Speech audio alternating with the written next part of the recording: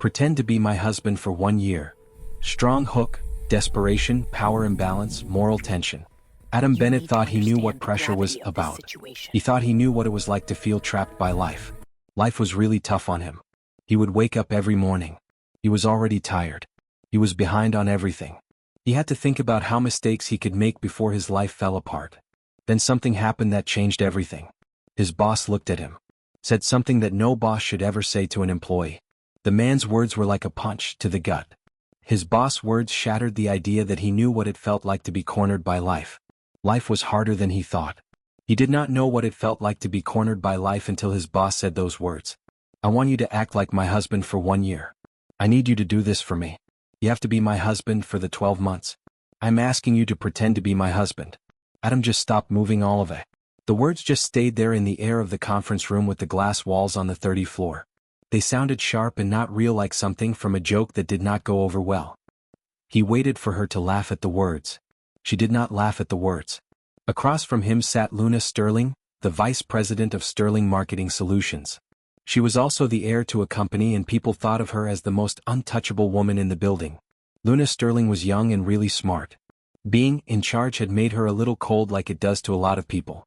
Luna Sterling did not move much. Luna Sterling did not even blink. She looked like someone who had always done what she wanted without asking if it was okay. Adam swallowed. Half joking. Half terrified. So he said slowly, we are going to share a bed? Luna did not react. She said that she only does something when it is really necessary. She only does it when people are watching her, when the people are looking at the things she is doing, like the things that the people are seeing when they look at her, when they see what she is doing, like when the people watch her. That was the moment when Adam realized this was not a joke. Adam thought to himself that the situation with the joke was actually very serious. The joke was not funny to Adam anymore. Adam understood that the situation was real and it was not a joke for Adam. This was a contract. It was Monday night at 8:45 when Adam's phone buzzed on his desk. His desk was really messy. The office was almost empty. The lights were turned down low. You could hear the air conditioning humming. That was the sound. Adam had stayed late again. He was rewriting the things they say to sell stuff. Nobody was going to remember it. Adam was trying to look like he was doing a job. He did not want people to notice him for doing something. Adam was trying to look valuable so he would not get in trouble. The call was from Lucy's school. Miss Carter's voice was really tired. It was still very gentle. Her 6-year-old daughter, Miss Carter's daughter, had a fever. If Miss Carter's daughter's fever did not get better overnight, Miss Carter would need to pick up Miss Carter's daughter early the morning. Adam said that he will be there away. The man always said that. He would always say that. The man always said that when we talked about something. The man was always there when you needed him. He always showed up on time every time. You could really count on him to be. The man always showed up. Adam hung up the phone. Leaned back in his chair, rubbing his eyes. He was really tired. This was not just because his body was tired. He felt tired in his thoughts and in his feelings too. Adam's wife had passed away 3 years ago. She was sick for a time and the medical bills were very high.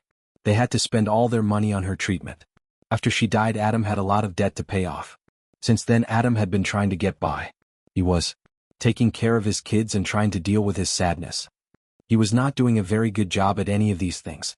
Adam was struggling with being a parent and a good worker and dealing with his grief. He was failing at all of these things. It was hard for him. Adam was just trying to survive. The man shut down his computer. Then he grabbed his jacket. He was getting ready to go with his computer turned off and his jacket on. The computer was now off. The man had his jacket. The elevator ride down was really quiet. The elevator ride down was very quiet. The whole time during the elevator ride down it was quiet. Too quiet. When Adam turned the corner near the hallway, he ran into someone who was walking really quickly in the other direction. The woman was carrying a leather portfolio. It fell out of her hands. Now the papers were over the floor. The floor was very shiny and clean. It was covered with the papers from the leather portfolio that the woman had been holding. Adam saw the leather portfolio and the papers that belonged to the woman. Adam said, "I am really sorry," away. He dropped down to his knees to pick up the things that were on the floor. Adam wanted to gather all of them. The woman got down into a crouch too. Her movements were very precise and controlled. The woman made sure everything she did was just right. The woman was being very careful with the way she moved. Adam looked up. He was staring at the ceiling now. The ceiling was white. It had a big fan in the middle. Adam thought about this for a moment. Then he thought about something. Adam looked up some more. His stomach just fell down. It was like everything inside of him was sinking. The man felt this feeling in his stomach. His stomach dropped. Luna Sterling. She went for the folder that Adam did. The air between them felt funny even though their hands did not touch. Adam gave her the documents. He stood up really fast. Luna said thank you. Her voice was totally neutral when she said it. She turned around to leave the room. She looked at him. Said, "Are you really sure about this?" Adam nodded his head. He said yes. The man walked away. He just turned around. Walked away. The man did not say another word, he just walked away. The woman was just standing there with the money in her hand. She was left standing all alone with the money still in her hand. The money was still clutched in her hand as she stood there. Leaving the woman standing with the money still in her hand was a pretty sad thing to do. The money remained in her hand as she stood there. Luna Sterling never forgot moments like that. She remembered them clearly. Luna Sterling thought about those moments a lot. She went back to her office. Looked up the employee list on her computer. The employee directory had all the information she needed. She started searching for the employee details in the employee directory. Adam Bennett. Copywriter. Lower tier. Single father. My financial history is really strained. I have had a lot of trouble with money in the past. My financial history is strained because of this. No alliances. No influence. No protection. She leaned back in her chair. Took a good look at the man. She wanted to think about him for a moment. The man was sitting there. She was considering what she thought about him. Her brother Derek had been watching her every move, for years just waiting for her to make a mistake. Their fathers will said the company would go to Luna. There was a really tough condition. The company would only go to Luna if she got married before she turned 30 years old. Luna had to get married before her birthday to get the company that belonged to her family.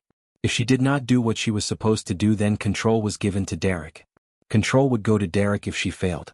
The person in charge would be Derek if she was unable to do her job. Luna was 11 months old. The woman was looking for someone who was really clean. She wanted this person to be clean. The person had to be clean for her. Someone controllable. Someone desperate enough not to refuse. Adam Bennett is a fit. He suits the situation well. Adam Bennett is the person for this. 7 days later, Adam got an email from Human Resources. Meeting request. 36th floor. 9 a.m. Luna Sterling. No explanation. Adam read the book 3 times. He really wanted to understand what the book was saying. The book was important to Adam. Adam read it 3 times to make sure he got it right. He arrived at 8:55 wearing the one suit that he had, which was not too small for him.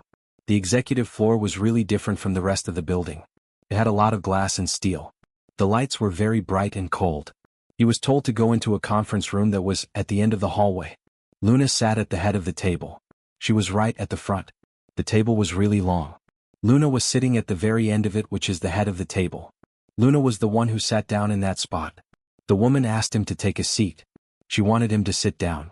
The woman made a gesture for him to sit. She did not waste any time. She told him that she had looked over his employment record. The employment record showed that he was a worker. He was also reliable. The thing about him was that he was unremarkable. She said this about his employment record. The employment record did not show anything about him, it just showed that he was a competent and reliable worker like his employment record said. The woman told the man what the woman needed. She told us about what her father wanted. He had this rule about marriage. There was a time limit for it. The marriage thing was a part of her father's will. The deadline was very important. Her father's will said she had to get married by a time. Adam just sat there. Did not say a word. He was really shocked and surprised by what he was hearing. Adam was so quiet that you could have heard a pin drop. The news was a surprise to Adam. He told me that I need a husband, and he said it slowly. Luna said it was a contract.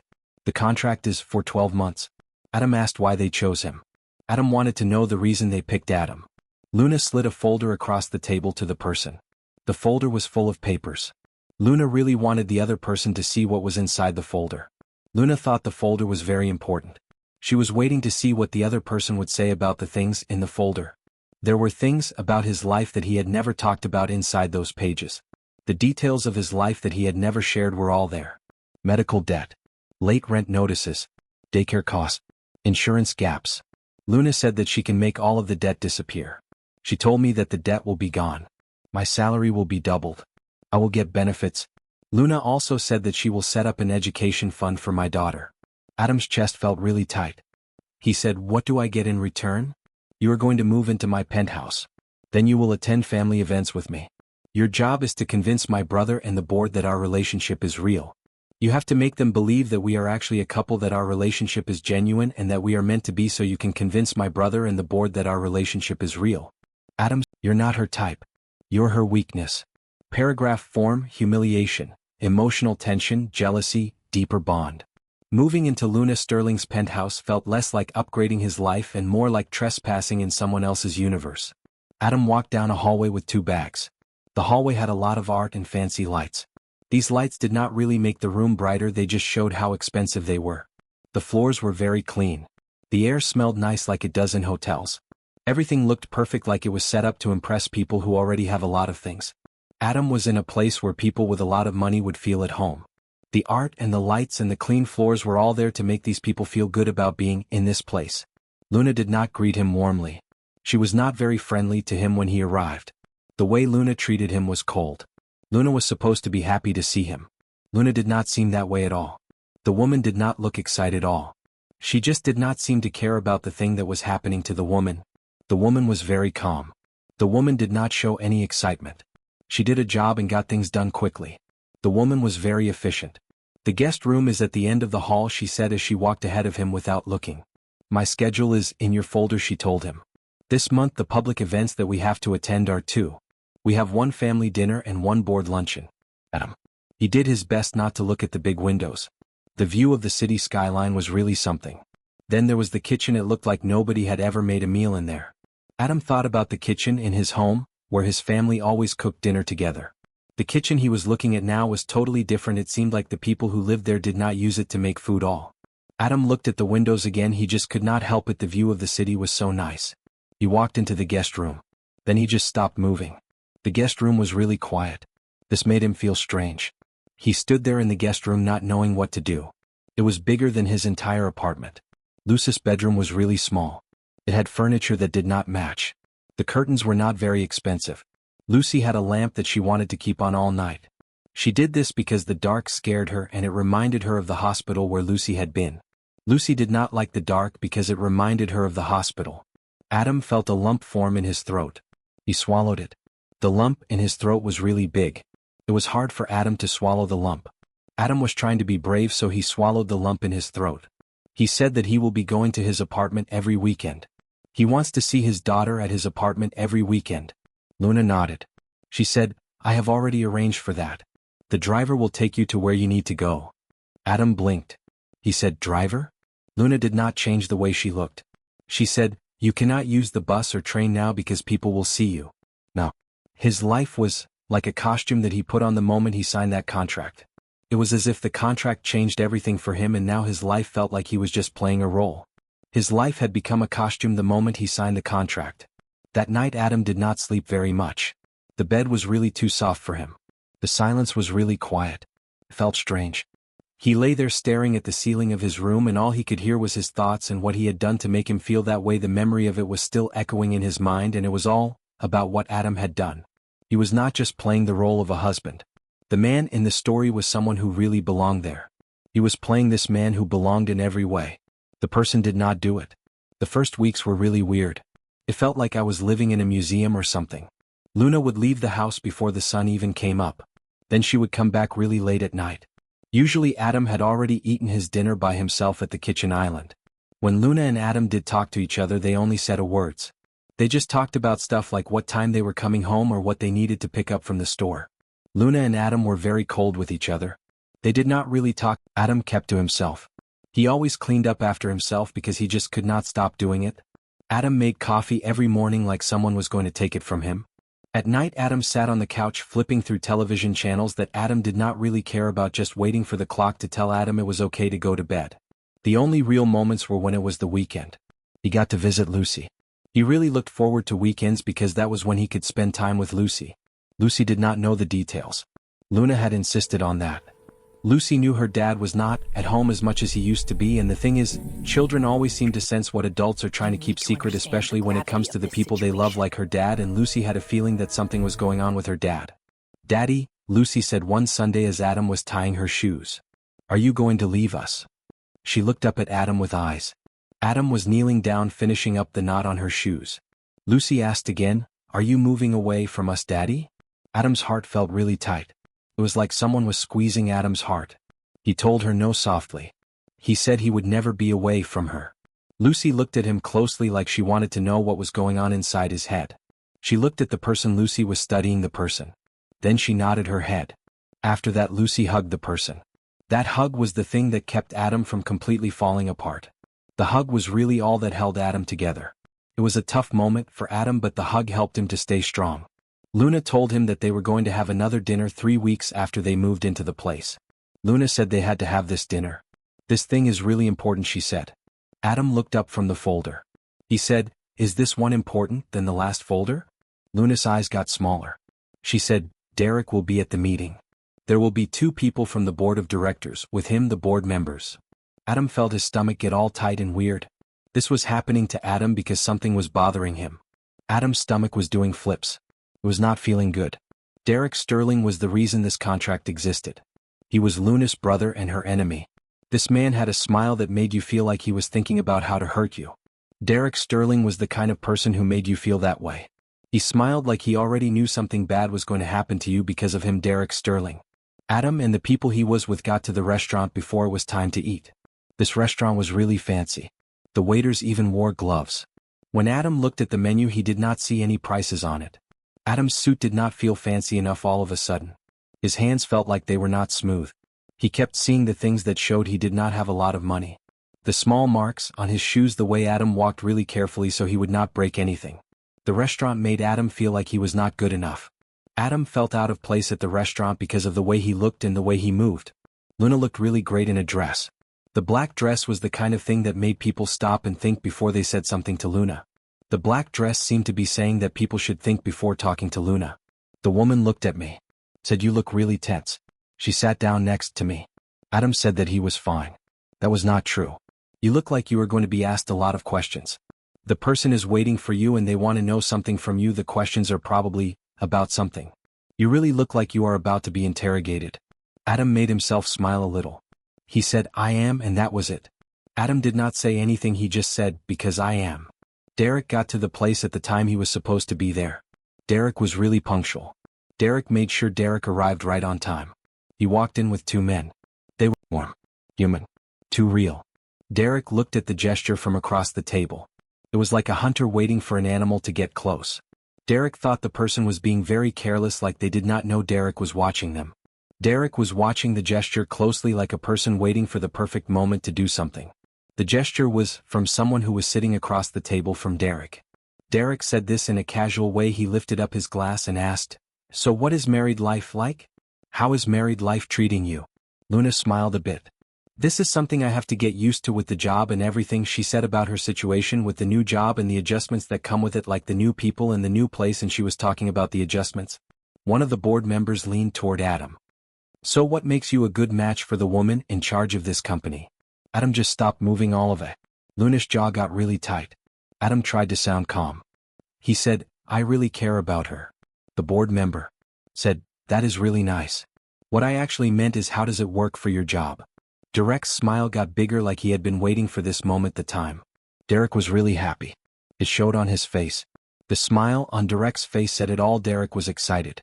Adam felt the heat rising in his neck. He started thinking about Lucy and the debt he owed. Then he thought about Lucy again. Why he had said yes to her. He thought about the debt. How it was affecting him. He could not stop thinking about Lucy and the debt. The man said something. He told the truth. The truth is what he said. Adam said that he is qualified. He said this in a voice. "I am not here to take what she built," Adam said. "I am here to support what she built," Adam said. Adam wants to support what she built. The board member raised an eyebrow. He said, "I will give you support. That is what I mean by support. I will give you the support you need, support to help you." Derek leaned in a bit. "Tell me, Adam, are you the kind of man who would stick with Luna when things get really bad? Are you the kind of man who takes off when things get tough, Adam? Would you really stand by Luna? Would you run away when the going gets rough, Adam?" Adam's jaw got really tight. He had been under pressure for 3 years. He saw his wife get weaker and weaker in the hospital. The doctors would talk about money. He knew he did not have it. He held Lucy when she was crying for her mom. He worked at night for a time and his hands got very sore. He did this so that their life would not fall apart. He had to keep working to take care of Lucy and make sure they had a place to live. His wife was very sick. He had to be strong for Lucy. He worked hard every night so that Lucy and he could have food and a home. The man did not run. The man survived. Adam said that he does not run, and he said it quietly. Derek looked at the man, then he smiled. It seemed like Derek was happy with what he saw. Derek studied the man again. His smile got a little bigger. Derek was clearly pleased with the man. After we had dinner, when we were in the car going back, Luna did not say anything at first. She turned away from him. Said, "You did a good job with that. It was better than I thought you would do. You handled that situation better than I expected." Adam let out a breath. "That was really embarrassing for me," Adam said. "About what happened with Adam?" Luna said yes. She thought that things were supposed to happen that way. It was meant to be, Luna said to herself. Adam turned toward her. "How often do you let them do that to you?" Becomes. Adam turned to face her. "How often do you let the people do that to you?" Luna's lips pressed together. She said, "I get that a lot, often than I would like." Luna and the others got to the penthouse. Luna got a glass of wine for herself. Stood by the window. She looked at the city. It was like the city was hers. The city did not make her feel any better. The city was big and busy. It did not comfort Luna.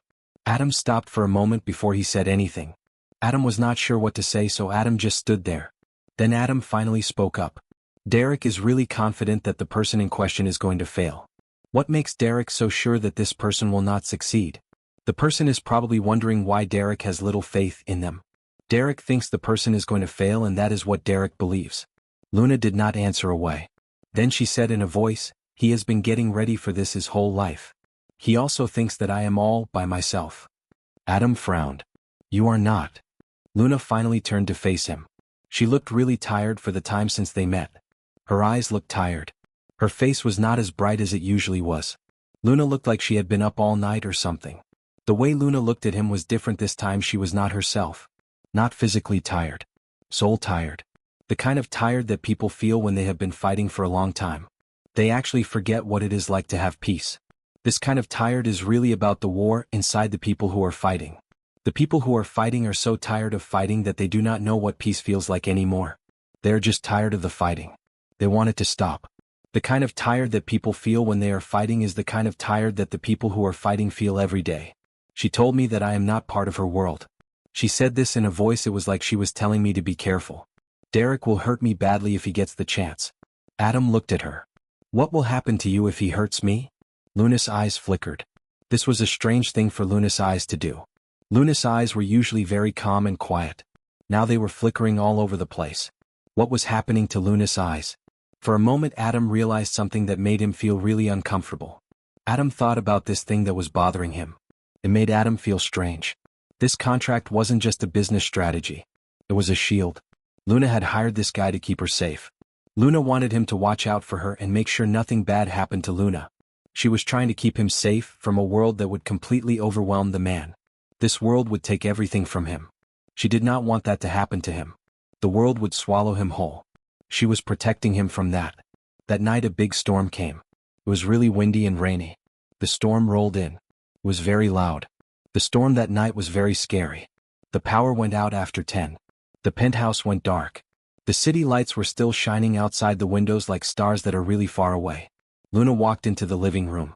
She was holding her phone up high like a flashlight so she could see. Adam found 2 glasses and he poured some water into them, then he just stopped what he was doing. He said that I drink wine when I am stressed. Tonight I did not even finish my wine. He noticed that I barely touched my wine. Luna looked at him. Said, "You really notice things that other people do not see." She was talking about the way he paid attention to details. It was like he had a special gift for seeing things that others missed. Luna thought that this was one of the things that made him so interesting, the fact that he could notice things. Adam shrugged. "I have to do this. I am a dad." They sat on ends of the couch. The room was really dark. That made the space feel smaller. It was like the darkness made everything more honest. The couch felt like it was right on top of them, the darkness making the space feel more real. They were sitting there, the couch, the darkness, it was all so honest. Luna finally said something after a long time of not talking. Luna had been quiet for long that it was surprising when Luna spoke up. "So I was wondering, why did you really agree to that? You actually said yes. I want to know what made you do it. What was going through your mind when you agreed to it?" Adam looked at her. You already know what is going on with the situation, he said to her, referring to the situation with the woman. They tried to break the man she chose. Public humiliation, betrayal, strength revealed the turning point. Derek Sterling did not act in anger. He acted with patience. That was what made him dangerous. 4 weeks after the dinner, Adam noticed the shift. It was subtle at first. Missed calendar invites, projects reassigned without explanation, quiet pauses when he entered rooms at the office. People who once barely noticed him now watched him too closely, like they were waiting for something to go wrong. Luna noticed it too.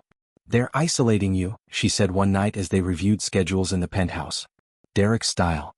He weakens people before he strikes. Adam nodded. I've dealt with worse. Luna looked up sharply. This isn't a mechanic's shop, Adam. This is corporate warfare. Adam met her gaze calmly. Pressure is pressure. Just different uniforms. That answer unsettled her more than she expected. The trap was set during the quarterly board presentation. Adam had been told, casually, almost as an afterthought, that he would be presenting a short campaign summary. Nothing major. Just numbers and messaging. When he entered the conference room, his stomach dropped. The entire board was there. External investors, legal counsel, and Derek, standing at the front, smiling like a man who already knew the ending. Adam glanced at Luna. She frowned slightly. This wasn't on the agenda. Derek clasped his hands together. We made a small adjustment. Transparency matters. Adam felt the room tighten around him. He stood anyway. He had learned long ago that panic never helped. The screen behind him flickered on. Not his slides. Emails appeared instead. Private ones. Out of context. Adam Bennett, Derek said smoothly, has been promoted rapidly since marrying my sister. Some might call that convenient. A murmur spread. Derek continued, we should ask whether personal relationships are influencing professional decisions. Adam's chest tightened. This wasn't about performance. This was about humiliation. Luna stood abruptly. This is inappropriate. Derek raised a hand. Let him answer. Adam swallowed. He thought about Lucy. He thought about the contract. Then he spoke. I didn't ask for my role, Adam said steadily. And I didn't ask for anyone's favor. Derek tilted his head. But you accepted them. Adam nodded once. Yes. Because I was offered stability in exchange for transparency. Gasps rippled. Luna stared at him. Adam continued, voice calm but firm. I signed a contract. Not to manipulate the company, but to protect it from a power struggle that everyone in this room already knew about. Silence. Derek's smile faltered. Adam turned toward the board. You're not wrong to question influence. But you're questioning the wrong person. Derek laughed sharply. Careful. No, Adam said. You should be. He reached into his folder and placed several documents on the table. I used to work in financial compliance, Adam said quietly. Before my life changed. The room stilled. These are records, Adam continued, of shell transfers and proxy votes linked to Sterling subsidiaries. Derek's face drained of color. Luna's breath caught. I didn't plan to bring this forward, Adam said. But if my integrity is on trial, then so is everyone else's. The legal counsel leaned forward, eyes sharp. Derek's voice tightened. This is absurd. Adam met his gaze. Then you won't mind an independent audit. The silence that followed was deafening. The meeting ended abruptly. By afternoon, rumors were everywhere. By evening, the audit was announced. Luna found Adam on the penthouse balcony, staring out at the city. You could have destroyed everything, she said quietly. Adam turned. I could have. But I didn't. She searched his face. Why? Adam answered without hesitation. Because Lucy's watching the kind of man I am becoming. Luna's eyes filled. For the first time, she realized something terrifying and beautiful. Adam had never needed her power. He had simply chosen to stand beside her. That night, Derek's allies began to disappear. Quiet resignations, canceled meetings, phones that stopped ringing. The balance had shifted. But the war was not over. Because Derek Sterling did not lose gracefully. And his final move would force Luna to choose between everything she had built and the man who had shown her what respect truly meant.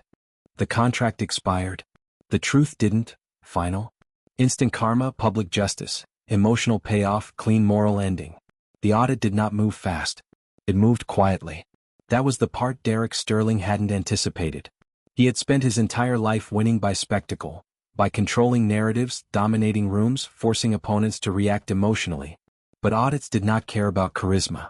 They cared about numbers, timestamps, signatures, and patterns that told the truth even when people refused to. And Derek's patterns were ugly. Luna felt it before she saw it. Meetings canceled without explanation. Calls returned late if at all. Board members who once nodded at Derek's every word now avoided his eyes. The power in the room had shifted and everyone could feel it. Adam kept working. He didn't celebrate. He didn't gloat. He showed up, completed assignments, and left quietly at the end of each day. To most of the company he was still just Luna's husband. The placeholder, the curiosity, the man people whispered about in elevators. But behind closed doors he had become something else. A mirror. And Derek hated what it showed. The final confrontation came sooner than expected. It was scheduled as a clarification meeting. Luna knew better. She arrived with Adam beside her, calm but alert. The boardroom was full. Legal counsel, compliance officers, senior executives. Derek stood at the far end of the table, hands clasped, smile tight. The lead auditor cleared her throat. "We've completed the initial review," she said. "There are inconsistencies." Derek interrupted smoothly. "I assume this is about misinterpretations. Accounting noise." The auditor didn't smile. "We identified multiple proxy votes routed through shell entities tied to board influence," she continued, "including efforts to destabilize executive leadership." Silence. Luna felt Adam's presence beside her, steady, grounding. The auditor turned toward Derek. "Mr. Sterling, pending further review, you are relieved of all operational authority effective immediately." Derek's smile cracked. "This is a mistake," he snapped. "She manipulated him. This man," he pointed at Adam. "He doesn't belong here." Adam didn't react. Luna did. She stood slowly. "No," she said clearly. "You don't belong here." The room stilled. Luna's voice did not shake. "You spent years telling me I was an accident," she continued. "That I didn't earn this position. That power belonged to you by default." She looked at the board. "And you believed him, because he looked like power." She turned back to Derek.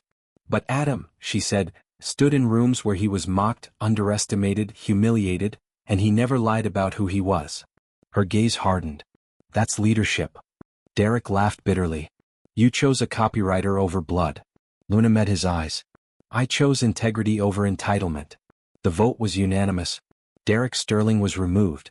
When the meeting ended, the room emptied quickly, people avoiding eye contact, processing the sudden collapse of a man who had once terrified them. Adam stayed seated. Luna turned to him slowly. "It's over," she said. Adam nodded. "For him." She hesitated. "For us too," she added quietly. Adam felt the weight of the words settle between them. The contract had an end date. And it was close. That night the penthouse felt different. Less like a stage. More like a home that had never been lived in properly. They sat across from each other at the kitchen island, the city glowing beneath the windows. "The year is almost up," Luna said. "You're free." Adam studied his hands. "I always was," he said gently. Luna's breath hitched. "I never meant to trap you," she said. "I just didn't know how to survive alone." Adam looked at her. "For what it's worth," he said, "you were never alone. You just surrounded yourself with people who wanted something from you." Luna swallowed. "And you?" Adam smiled faintly. "I wanted my daughter safe." Silence stretched. Then Luna asked the question she'd been avoiding for months. "When this ends," she said softly, "what do you want?" Adam didn't answer immediately. He thought about Lucy. About weekends that felt real. About dignity. About the difference between survival and choice. "I want a life where I don't have to pretend," he said finally. "Where my daughter knows love doesn't come with conditions." Luna nodded slowly. "That's fair." The contract ended on a Tuesday. No press release. No announcement. Adam moved out quietly. Back into a modest apartment closer to Lucy's school. Luna arranged the transfer of funds exactly as promised. Debt erased, education account secured, healthcare guaranteed. Adam never asked for more. Weeks passed. Then months. The company stabilized. Ethics reforms passed. Luna became known not as the woman who survived scandal, but as the leader who changed a system. And Adam? Adam was offered promotions, executive roles, advisory positions. He declined most. He accepted one. A flexible consulting role, remote, limited hours, enough to provide stability without stealing time from his daughter. One evening as Adam watched Lucy do homework at the kitchen table, his phone buzzed. A message from Luna. Dinner? No cameras. No contracts. Just honesty. Adam stared at the screen. Then he typed back. Only if we don't pretend. The reply came instantly. Deal. They met at a small restaurant far from power and politics. Luna arrived without armor. Adam arrived without fear. They talked like equals. Not a CEO and an employee. Not a savior and the saved. Just two people who had learned painfully what respect actually meant. Lucy met Luna again weeks later. She smiled the same way she always had. Because children know truth before adults do. The world had underestimated Adam Bennett. But the man who agreed to a fake marriage for survival had walked away with something far more valuable. His dignity. His future. And the quiet knowledge that real power doesn't come from titles, money, or control. It comes from choosing kindness. Even when no one is watching.